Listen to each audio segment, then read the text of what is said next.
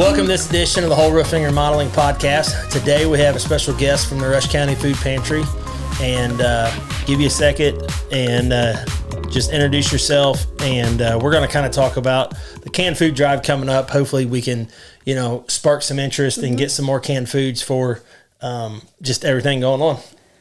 All right. Well, I'm Darilyn Bedel, and I am the president of the Rush County Community Assistant Food Pantry.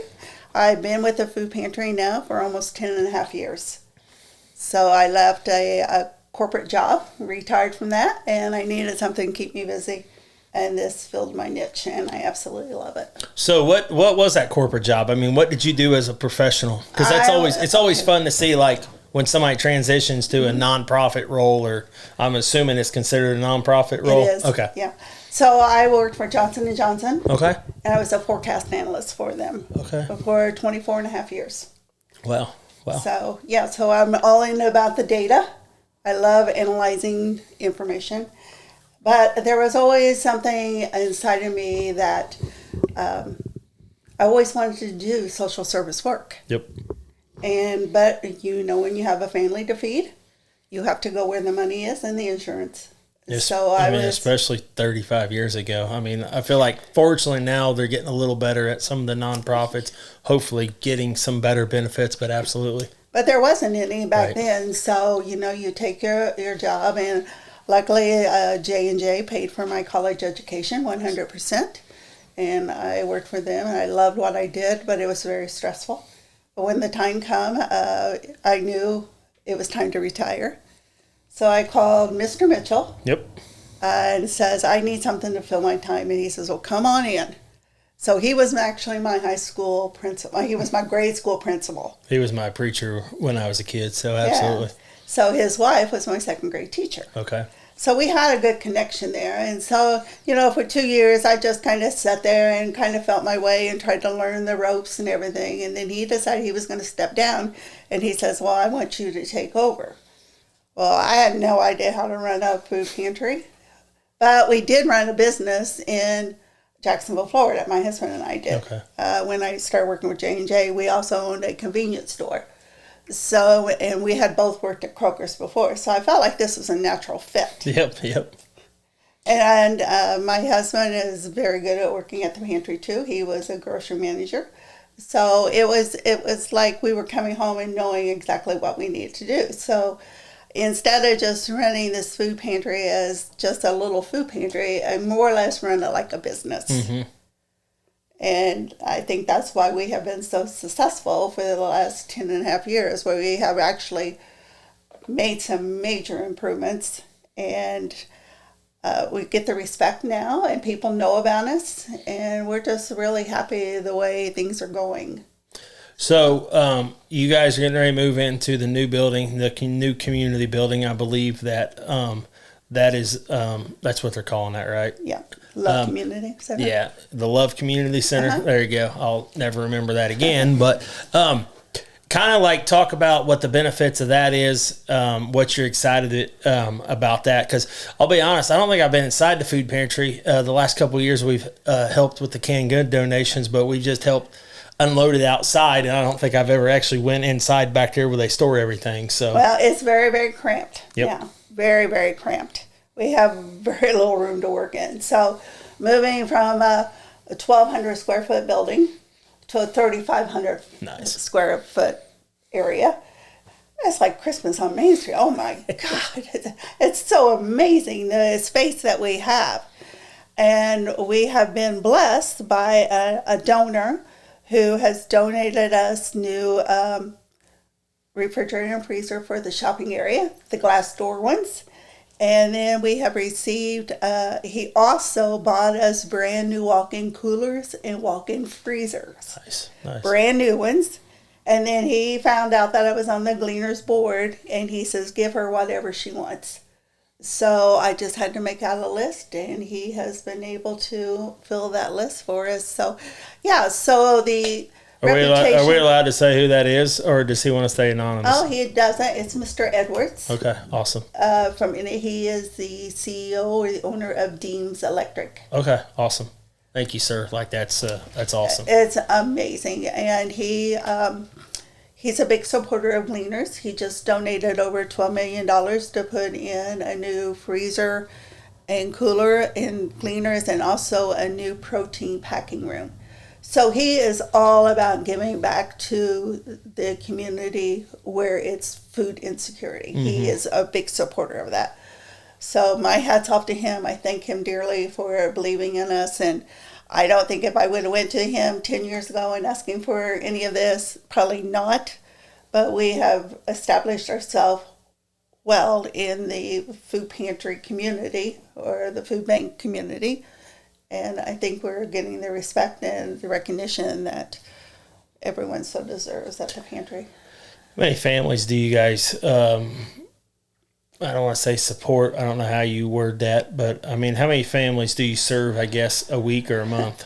Well, the number has, since COVID, it's increased over 50%. So now we're up to about 450 to close to 500 families a month. Wow. Which is a lot for this community. Wow. What, so one thing that we, like I said, we've done the last couple of years. There's the Christmas on Main that's coming up. There's the canned food drive. The last couple of years, last year, my daughter Reagan was in it. The year before. No. Rhett was last year. Reagan was the year before. Poor Reagan. That was that night. It was like negative so 3 degrees, I think. Poor girl was crying without even wanting to cry. It was so cold outside. But, so what it is a contest. Local businesses can support somebody.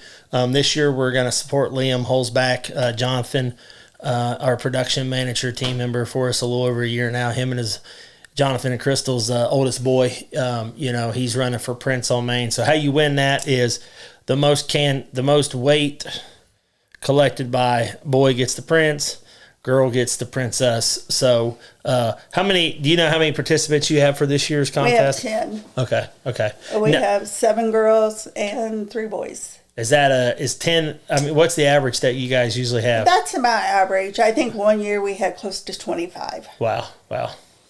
What do you guys have a goal of, like, how much you would like to collect during this time? Well, you guys kind of ruined us. Ruined us or challenged us. So we like to at least take in 50. When you guys are participating, we take in 15 to 25,000 pounds of food, and it's like, yes, that will hold us over at the first quarter of next year. Okay. Whatever we received in the canned goods, that means we don't have to spend a dime on canned goods. Nice. On that. And so it's like, yeah, you guys have really raised that bar now. And if I don't get that much each year, I'm going to be so heartbroken.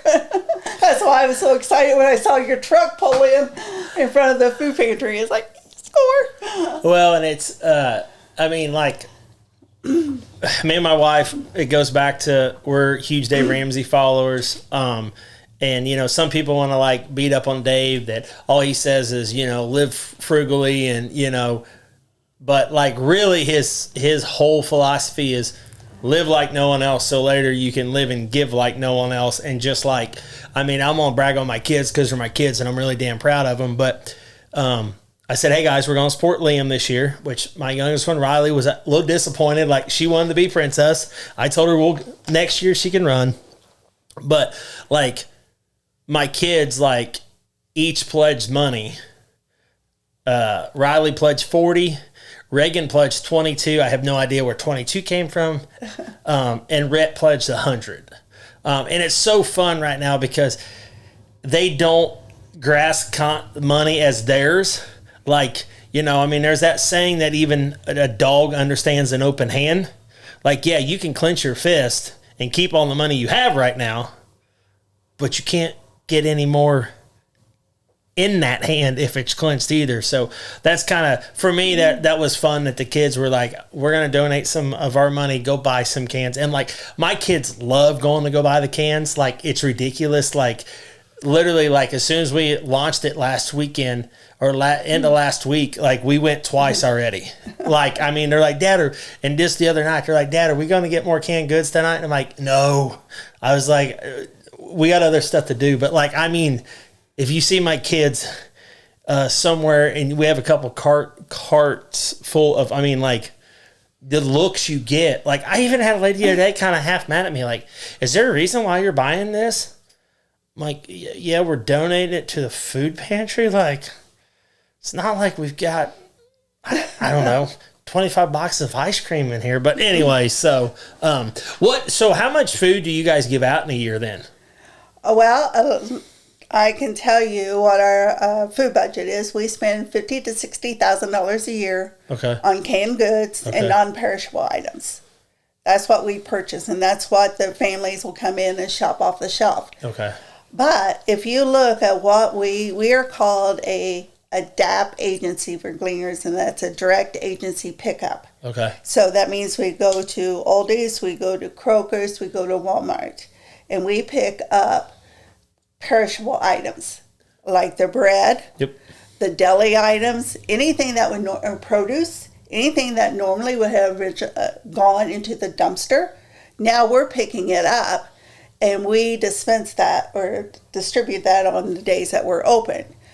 So I just ran the numbers on that. And this year alone, and you probably are not going to believe me when I tell you this, but we have rescued over 125,000 pounds of food from the dumpster. Mm-hmm. So I can't really give you the number that we dispense, but I know what we spend on food every year. And all that food that we collect at these retail establishments, that's what's given out. Right. So you have to take that in consideration too, how much that we're giving out. I think probably when a family leaves a food pantry, they are walking out with 75 to 100 pounds of food every time they leave. We have unlimited produce. All that produce is supplied to us through gleaners at no cost. And it's not second graded produce. It's good produce. Some of it looks better than some of the produce you would buy at some of the retail stores. So when you see me put something on Facebook that says, we have a lot of extra stuff, please come and get it. It's not extra stuff that we purchase. Okay. It's the perishable items that we get from the Walmarts, the Kroger's, and the Aldi's, because we can't keep that. Right. So it has to go out that door or it goes in the dumpster. Mm-hmm. Well, very seldom we put anything in the dumpsters. And so most of that all goes out to our families, and it's high-end stuff. I mean, we're getting stuff from... we do pick up from Midwest Food Bank, and we're getting soups like from Panera. Mm-hmm. And some of these high-end restaurants that they can't do anything with it, so they'll donate it. We pick it up and we bring it home, and we're able to give it to our families, which things that they probably never would be able to afford. Right. Things that I can't hardly afford, we're able to give them out to them.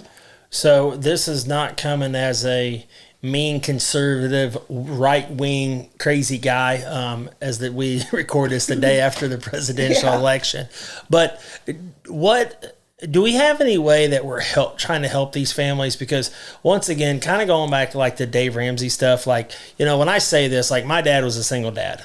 My dad had to get help, assistance. However, once again, I'm not trying to come across as in here. 30 years ago, they were a lot less apt to ask for the handout. There was more of an embarrassment. There was more of a, this is short term, I'm going to provide for myself. Then I feel like sometimes now you're getting repeat offenders, I guess. So I didn't know, whatever, is there anything there? Because honestly, I've had a few people that somebody connected me through, and I tried to give them like a Dave Ramsey budget book, and they're like, I don't know if I really need to read this. Like, I'll just keep asking for help. And I understand we can't control that completely, but I just didn't know, is there any other resources that we do as a community or anything like that? We do. Well, first of all, comment on that. There is less than 6% of the families that come into the food pantry are habitual users. Okay. Okay. Most of them come in just when they need it. Awesome. And then, like, we also are tracking now, is anyone in your household employed? Okay, so we want to capture that because there's opportunities out there for those. And what we're finding, a majority of our families are working, but they just they can't close that gap. Oh, absolutely. And like I said, and I don't want to come across as a guy that doesn't want to help, because I'm the one pushing our team to support and get food there, kind of thing. But yeah, that was just kind of a question, because another thing, and I'm trying not to get on the political soapbox here, it may sound like I am, like sometimes I feel like we don't do the best. Like, I hate the minimum wage argument, because I don't want, like, you should have enough skills that you should be able to, I don't want to say demand higher pay. You know what I mean? Like, you should want more than that kind of thing. So that's my, that's, like I said, I'm not trying to come across as like some mean old crusty, business owner. You're not. But I'm also like, I want this country to be a better place. I want Rush County to be a better place.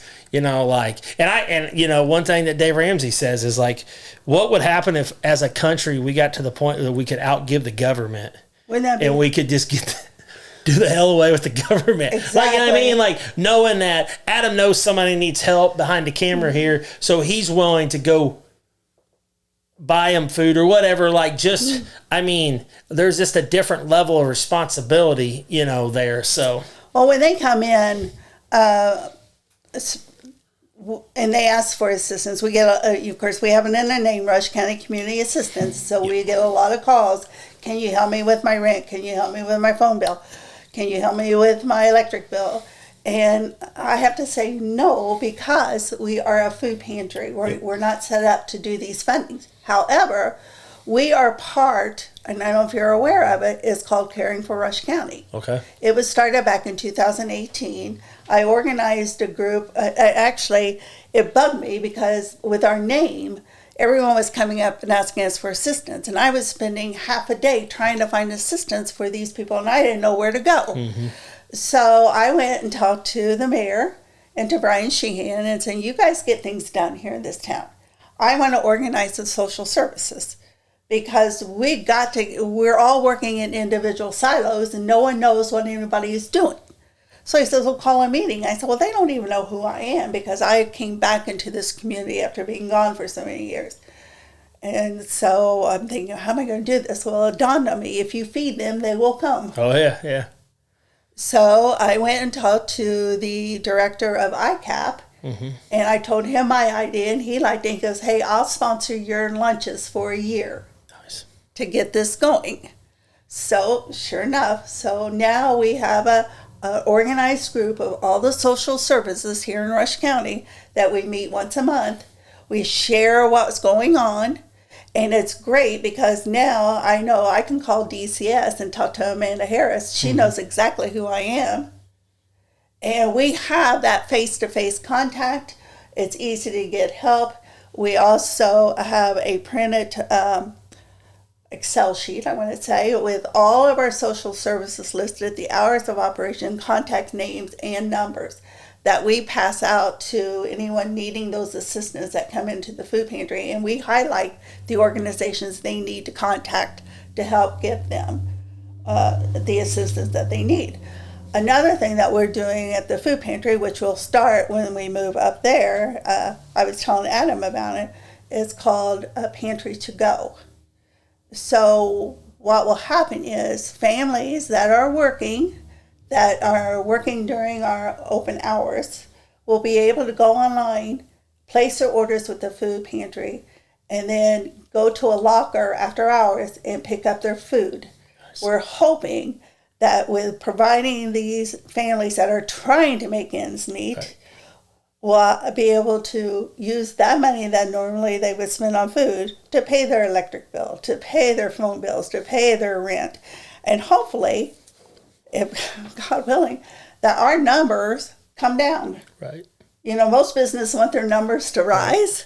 we're completely opposite. We would love to see our numbers drop because if we're not needed, then that's a good sign for the economy. Right. And it's a good sign for your community. Like, that's what I want to, Exactly. I read a book one time called Toxic Charity, and this is several years ago, but it was pretty much like a out of the country mission, and literally they had 6 groups paint the same walls in this building 6 different times in the same year just to make them feel good. And I've been on a couple mission trips, and it's really not about me feeling good. Like, I think once you go serve somebody, you naturally feel good. Mm-hmm. However, that can't be your mindset of like, oh, I've got to get, I've got to feel good after I do this kind of thing. So yeah, I mean, that's the kind of that gray line with, with stuff like, how do you manage it and not, not upset people. Yeah, it's a little difficult, especially with new volunteers. Now, we've got a really good volunteer base now. They've all been there as long as I have. Most of them have been. But we'll have a new volunteer and someone will pull up in a new car. Right. And they say, well, their car is better than mine. I said, no, don't go there because they may be borrowing that car. Right. You don't know that. Yep. So you just kind of have to enhance them because we don't know the shoes that they're walking in, the path that they're taking. Well, and sometimes, you just got to give. And, if God's got to work on their heart about something, then that's between them and God, and not necessarily like,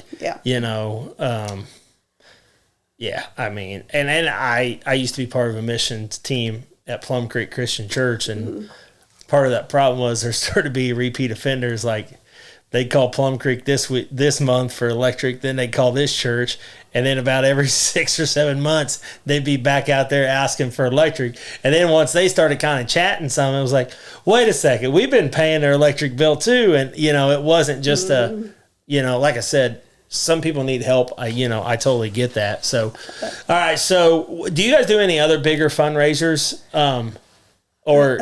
This is our biggest one. Okay. This is our biggest one. Now we do sell raffle tickets down at the amphitheater. Okay. And I just spoke to Adam, maybe doing a disc golf outing. Yep. Is that what you would call it? A disc golf outing? To help raise funds. But our volunteers are 60, 70, 80 years old. They're past going door to door selling pizzas. Yeah. They don't want to fundraise. Yeah. And it's all they can do is to come to the pantry, and they donate a lot of hours at that food pantry. So to ask them to do anything special like that, no. Right. But to do like this Princess on Main, Prince and Princess, that's something that we've done for years, and the board wants to continue doing that. Raffle tickets are easy, and if we can do a golf outing with the disc golf, it's something different for us. Yep.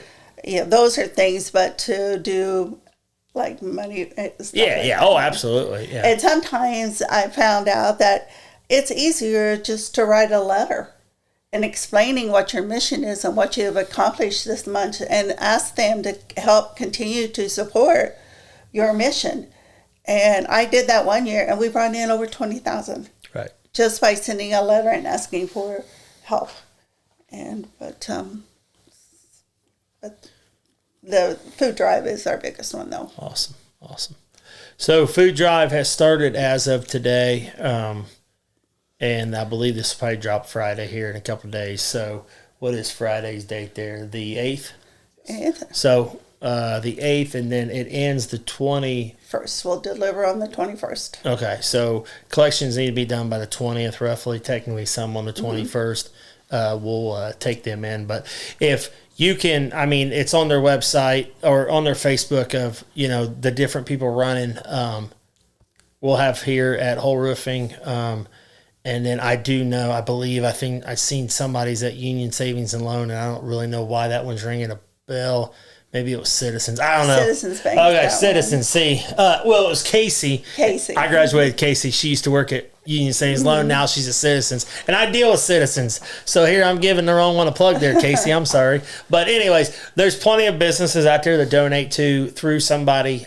Reach out to one of us if you want to get some donations, and just kind of help give back to the community. Any final words? Anything you want to add there? No, just, well, anything. What I like most is when the parents let the kids go to the grocery store and shop for the food themselves. Give the child the money and let them shop, and you'll be surprised what those kids will pick. Yep.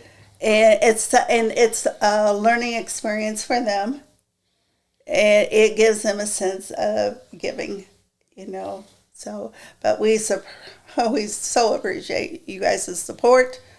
Like I said, it's amazing what you guys have done for us in the past, and I just cannot thank you enough. We've got an awesome team, and also like just people from outside the community would be like, hey, here's $50, go buy some more canned goods. Like friends of mine that don't even live in this state, just because they see how involved, like literally like our kids go and pick the food out and like put it in the cart, and then they're trying to get it out of the back of the truck. And it was so cute because little Riley's just not quite tall enough to get it completely out of the cart, Mm-hmm. and then having the older two in the back of the truck, like stacking it up, like, like I want my kids to understand generosity, and like, I want to raise them to be respectful. And mm-hmm. we want to complain about kids being horrible kids. Like, it's the parents. Like, I hate to say it, like it's a direct reflection of the parents, and so it's just, because I'll tell a story on my daughters. My son wanted to give money. My daughter's like, oh, I don't know. I was like, well, guess what, kids? Your dad teaches you, save, spend, and invest, or save, spend, and give. And I was like, you're going to give something. And I said, I don't care what that is, but, like, give something, because like I said, it's the best thing you can do. So if we can help you guys, like anytime we can help you guys out, please let us know. We're going to continue to have, I've got another kid to throw in the contest, and then Jonathan will have 2 more after that. Awesome. And so, yeah, we'll still be around for a few more years. And, like I said the other day, if we got to, drop in a new starting quarterback for the team for the fundraiser, we'll do that. So, guys, if you can help out the community or the food assistance, community food pantry, just go directly to them or reach out to us, and we'll connect you guys. So thank you for your time. Well, thank you. Yep, absolutely. Have a great day, guys. Thank you.